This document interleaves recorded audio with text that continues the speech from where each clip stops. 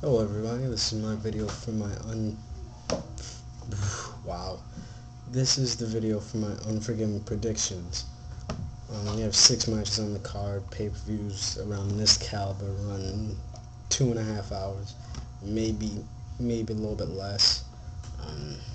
With 6 matches on the cards, they'll probably run as the following.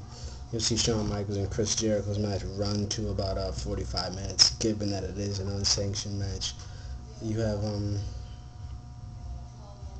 the championship scrambles, which it can be no less than 20 minutes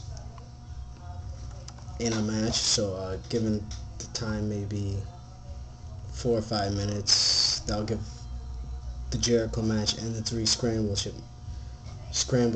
championship scramble matches around about 2 hours, which is the main draw.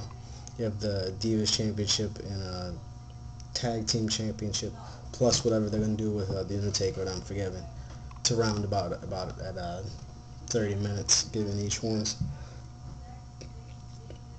It means they're definitely not going to give MCCOOL and Reese a lot of time to do what they do. Probably a 6-7 minute match, maybe even less than that. But all in all, I think they're going to give the most time, and CODY, RHODES, and Ted DiBiase will probably win by cheat. Given the time, you could probably pretty much predict a couple of these matches, except for the scramble match, because it's a set amount of time. Yeah, the tag team championship with CODY Rhodes and Ted DiBiase versus Crime Time. This is eminent that Ted DiBiase and CODY Rhodes have to go over. They just really won the titles. They need to keep them just a little bit. I think Crime Time will win it around maybe Cyber Sunday. A great thing to be voted into the match, something like that. And I think that'll really help them in a large way. But they can't be voted because there's not that many tag teams. But I think it'll stop at Cyber Sunday. Same as another prediction I have for Cyber Sunday, which comes a little bit later. Shawn Michaels versus Chris Jericho in the unsanctioned match. These are not in any particular order. This is just how I'm reading it from the WWE site. You have pretty good unsanctioned match. I'm not sure I understand how you can win an unsanctioned match, something where you're just supposed to beat your opponent senseless. To me, when I first heard the rules of the last time, I thought it'd be something around a last man standing match where your opponent would just not get up for a certain amount of time, and there'd be no refs and stuff like that. That's how the match would basically be won. You'd be the guy to walk out there, to walk to the back clean. Divas championship match, MCCOOL versus Reese. Definitely MCCOOL is going over on this one. Wish they would give her a better opponent, but I guess see what they're doing. They're giving her smaller opponents, and she'll definitely, around the time she'll lose it, she'll start to face like Victoria and Natty Neidhart, to lose it to Natty Neidhart, I think. You have the ECW Championship Scramble with Mark Henry, Matt Hardy, Finlay, The Miz, and Chavo Guerrero. They're not giving it to Chavo.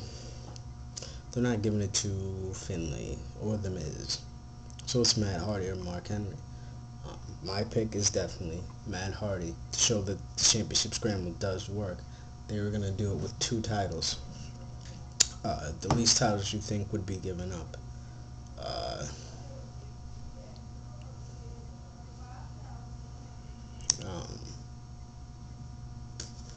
Mark Henry might retain, but I'm thinking that he will lose to Matt Hardy.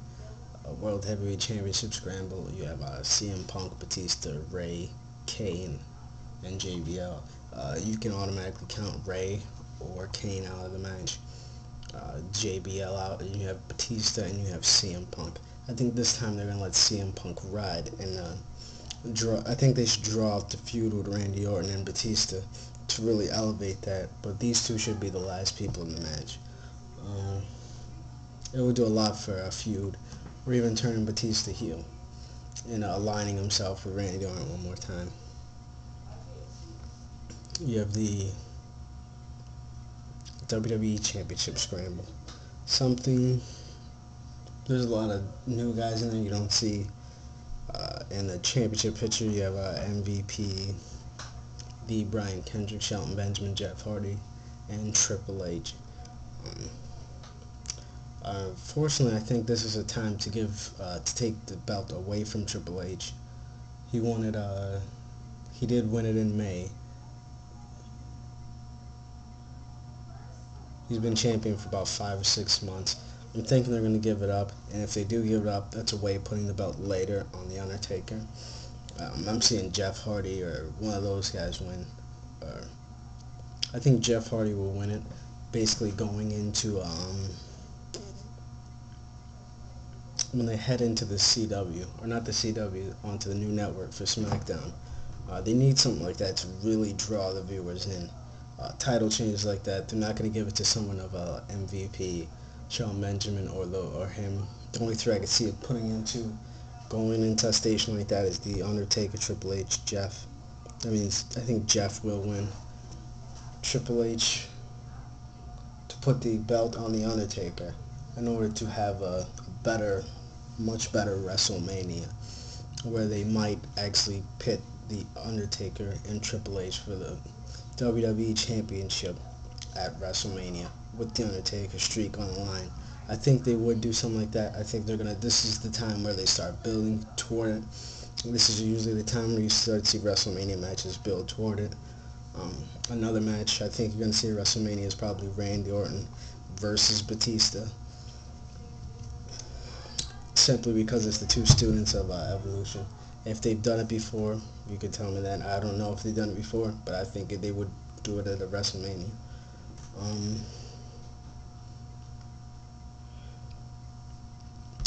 You have those are my thoughts on The Unforgiven. You also have the storyline with The Undertaker going, where he said he's going to go and send Vicky to hell now. So this segment would definitely go after the ECW Championship Scramble, because you need Chavo involved. Chavo, Bam Neely, Hawkins, and Ryder to somehow defend Vicky in some way before The Undertaker even gets his hands on her. And that would be good. Well, it should be really quick. They'll probably draw it out because it's the end to a really drawn out feud, but that's how that's gonna go. And thank you. That's my thoughts on Unforgiven. Okay, see you later.